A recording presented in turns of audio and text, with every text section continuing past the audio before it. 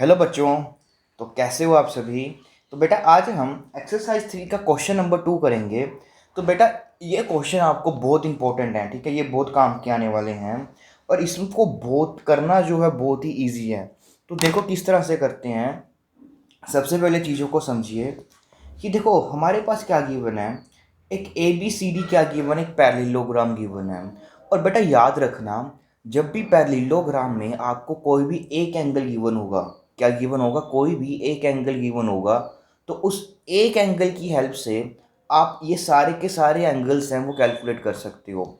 सबसे पहले आप इस बात को अपने माइंड में बैठाएं कि अगर हमारे पास पैरेललोग्राम में हमारे पास कोई भी एक एंगल गिवन है, तो उस एक एंगल की हेल्प से हम बाकी के तीन एंगल्स हैं वो फाइंड आउट कर सकते हैं। अब देखो वो हमने कैसे करने हैं। देखो सबसे पहले बेटा देखो ये हमारे पास एंगल बी गिवन है। तो हमको पता है कि पैरेललोग्राम के ऑपोजिट एंगल्स इक्वल होते हैं। तो यहाँ से हम ये लिखेंगे कि जो एंगल बी है वो एंगल इक्वल होगा एंगल डी के। इसका रीज़न क्या देंगे कि जो ऑपोजिट एंगल्स हैं हमारे पास, opposite angles of पैरेललोग्राम वो क्या होते हैं बेटा, ऑलवेज इक्वल हो जाते हैं। अगर उसके ऑपोजिट एंगल्स बेटा इक्वल होंगे तो आपको एंगल बी की वैल्यू कितनी गिवन है, 100 डिग्री। तो अगर एंगल बी हमारे पास 100 डिग्री है तो एंगल डी को भी कितना होना पड़ेगा, 100 डिग्री। तो सबसे पहले आपने ये चीज़ अप्लाई करनी है। एक एंगल 100 बेटा गिवन है, तो वहाँ से उसका ऑपोजिट एंगल भी हमारे पास कितना आ जाएगा, 100 डिग्री। अब उसके बाद हम ये चीज़ यूज़ करेंगे कि ये दोनों को इंटीरियर एंगल्स हैं और इनका सम कितना होगा, 180 डिग्री। तो यहाँ से हम ये लिख लेंगे कि एंगल एक्स प्लस 100 इक्वल हो जाएगा हमारे पास 180 डिग्री। और यहाँ से एंगल एक्स की वैल्यू आ जाएगी 180 माइनस 100। तो यहाँ से एंगल एक्स की वैल्यू आ जाएगी बच्चों 80 डिग्री। तो अब हमें ये सभी दो एंगल्स के बारे में पता चल गया कि अगर ये 100 है तो ये वाला जो एंगल है हमारे पास वो भी 100 होगा और ये कितना हो जाएगा, 80 डिग्री।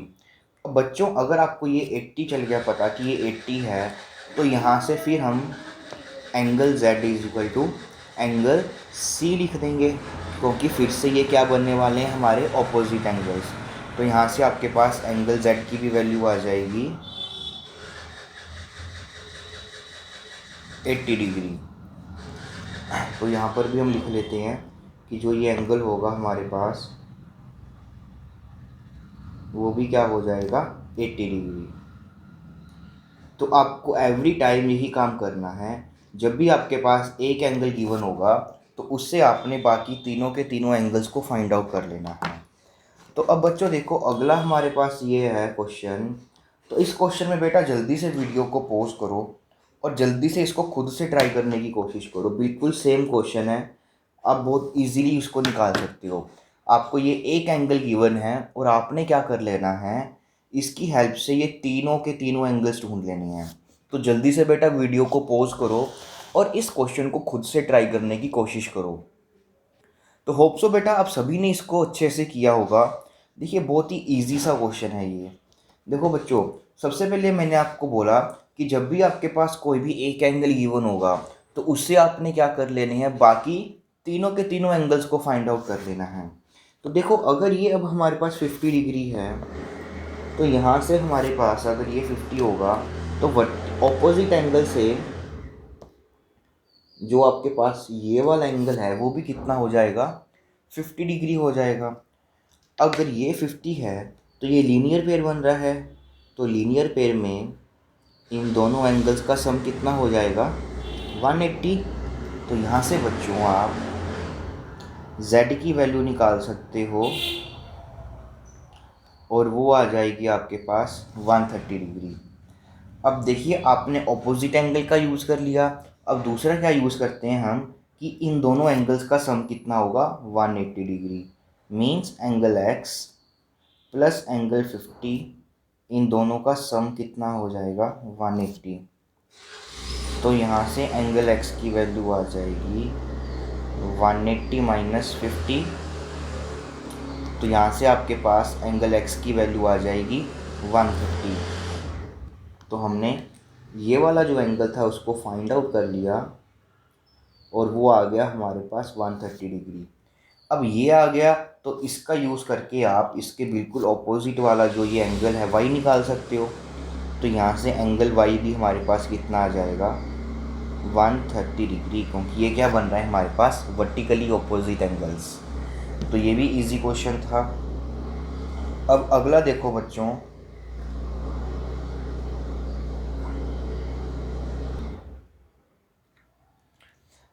अगला क्वेश्चन देखो।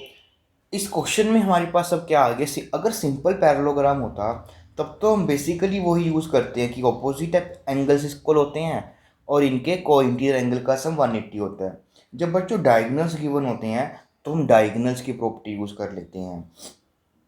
तो देखो बेटा, सबसे पहले देखो हमें जो ये एंगल गिवन है, ये एंगल 90 का गिवन है। तो अगर ये 90 का एंगल गिवन है तो यहाँ से ये भी एंगल कितना हो जाएगा हमारे पास 90 का, क्योंकि वर्टिकली ऑपोजिट एंगल्स। तो ऐसे लिख सकते हैं हम यहाँ से कि जो एंगल एक्स है वो कितना हो जाएगा हमारे पास 90 डिग्री। और आप रीज़न क्या दोगे, वर्टिकली ऑपोजिट एंगल्स। तो ये एंगल हमारे पास 90 का हो गया। तो अब हम इसको भी 90 मेंशन कर लेते हैं। अब बच्चों देखो, वो एक ट्रायंगल मिल गया और उस ट्रायंगल में हमें दो एंगल्स के बारे में पता है। जब भी आपके पास एक ट्रायंगल मिलता है, जब हमें दो एंगल्स के बारे में पता होता है तो हम एंगल सम प्रॉपर्टी से उसका थर्ड एंगल निकाल लेते हैं। तो यहाँ से हम angle Y plus 90 plus angle 30, वो हमारे पास कितना आ जाएगा 180 डिग्री। तो यहाँ से angle Y plus 120 equal to 180 आ जाएगा। और यहाँ से एंगल वाई की वैल्यू आ जाएगी 180 माइनस 120 और वो आ जाएगी आपके पास बेटा 60 डिग्री। तो यहाँ से हमें एंगल वाई भी पता चल गया। अब हमें निकालना है एंगल जेड। तो बेटा देखो, यहाँ से जब भी आपके पास इस तरह के डायगोनल्स आते हैं तो आपको क्या यूज़ करना होता है, उनकी पैरेलल लाइंस को देखना होता है। तो हमें देखो, जो ये वाली लाइन है वो इस वाले के पैरेलल गिवन है और जो ये वाली लाइन है हमारे पास वो इस वाली के पैरेलल गिवन है। अब देखो बेटा, हमको जेड एंगल चाहिए। तो जब भी आपके पास दो पैरेलल लाइंस होती हैं और ये ट्रांसवर्सल होती है तो पैरेलल लाइंस में हम क्या यूज़ करते हैं, alternate interior angles, that is Z. अब देखो, हमको ये जेड वाला ये एंगल चाहिए तो हम क्या करेंगे, देखेंगे कि कौन से के इक्वल आएगा। तो हम यहाँ से एक पैरेलल लाइन जा रही है, ये देखिए ये वाली, फिर एक डायगोनल से ऐसे और फिर ये वाला। तो देखिए यहाँ से हमारे पास ये जेड बन रहा है। जब भी आपके पास इस तरह का जेड बनेगा तब आपने क्या बेटा यूज़ करना है, ऑल्टरनेट इंटीरियर एंगल्स। तो देखिए इसमें ये वाला एंगल इंक्लूड हो रहा है और इस वाले जेड में हमारे पास अंदर की ओर ये वाला एंगल इंक्लूड हो रहा है। तो यहाँ से हम ये बेटा ये बोल सकते हैं कि जो एंगल जेड है हमारे पास वो एंगल वाई के इक्वल हो जाएगा। और एंगल वाई कितना है हमारे पास 60 डिग्री। तो यहाँ से आपके पास एंगल जेड की वैल्यू आ जाएगी 60 डिग्री। तो काफ़ी आपको इस क्वेश्चन में थोड़ा सा ध्यान देना पड़ेगा डायगोनल्स के बारे में। अब बेटा आगे हमारा वो फिर से वही क्वेश्चन है, बिल्कुल सेम क्वेश्चन है, खुद से ट्राई करें पहले इसको। ये एंगल 80 गिवन है तो यहाँ से इसका ऑपोजिट एंगल आपके पास कितना आ जाएगा, वो भी 80 आ जाएगा ऑपोजिट एंगल से। तो ये भी हमारे पास जो एंगल है बच्चों वो आ गया 80 डिग्री। उसके बाद आपको निकालना आता ही है कि अगर इसके बाद आपने कौन सा यूज़ करना है, इन दोनों एंगल्स का सम 180। तो यहाँ से एंगल एक्स प्लस एंगल 80, इन दोनों का सम कितना हो जाएगा 180। तो यहाँ से हम एंगल एक्स की वैल्यू निकाल लेंगे और वो आ जाएगी आपके पास 100 डिग्री। तो यहाँ से आपने इस एंगल को फाइंड आउट कर लिया, वो आ गया 100। अगर ये 100 है तो इसके ऑपोजिट वाला एंगल भी हमारे पास कितना होगा, 100 डिग्री। वही काम बेटा आपको करना है। अगर एक एंगल पता है तो आपने क्या कर लेना है, उसके ये तीनों के तीनों एंगल्स को ढूंढ लेना है। पहले वाला ये इसके ऑपोजिट, फिर उससे इन दोनों का सम 180, फिर यहाँ से ये ऑपोजिट हो जाएंगे। अब बेटा देखो, हमारे पास ये जो एंगल z चाहिए, तो हमें पता है कि ये लीनियर पेयर फॉर्म हो रहा है। तो यहाँ से हम एंगल z प्लस 100 इसको लिख लेंगे 180 डिग्री, और यहाँ से हमारे पास z की वैल्यू आ जाएगी 180 माइनस 100, तो ये आ जाएगा आपके पास 80 डिग्री।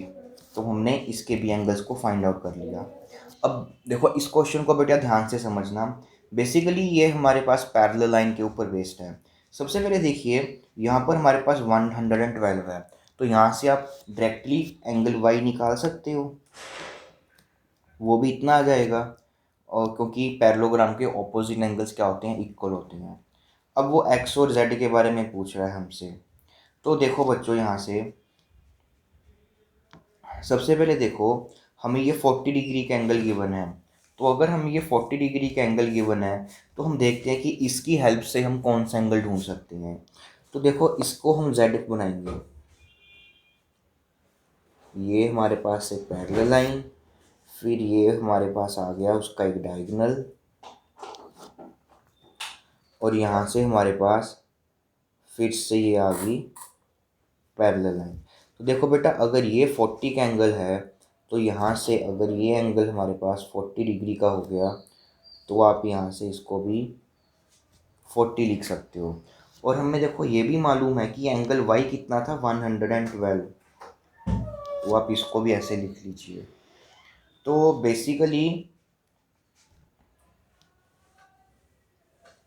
हमारे पास ये सिचुएशन आ गई।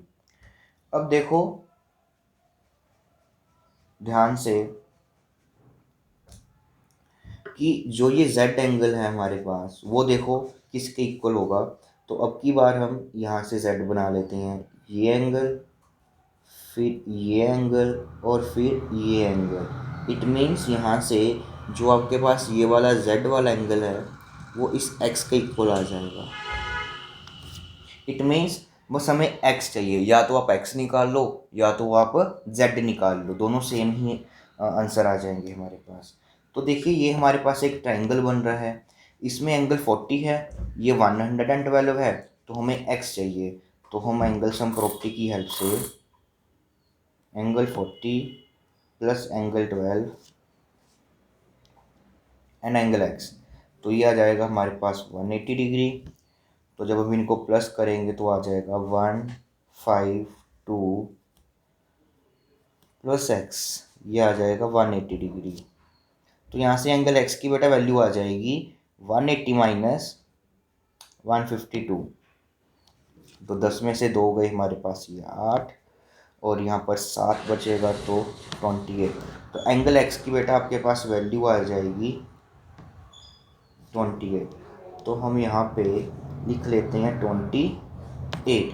तो बेटा देखो, अगर ये 28 है, तो यहाँ से ये z बन रहा है हमारे पास, ये और ये, तो यहाँ से z की भी वैल्यू आ जाएगी 28 by using alternate interior angles.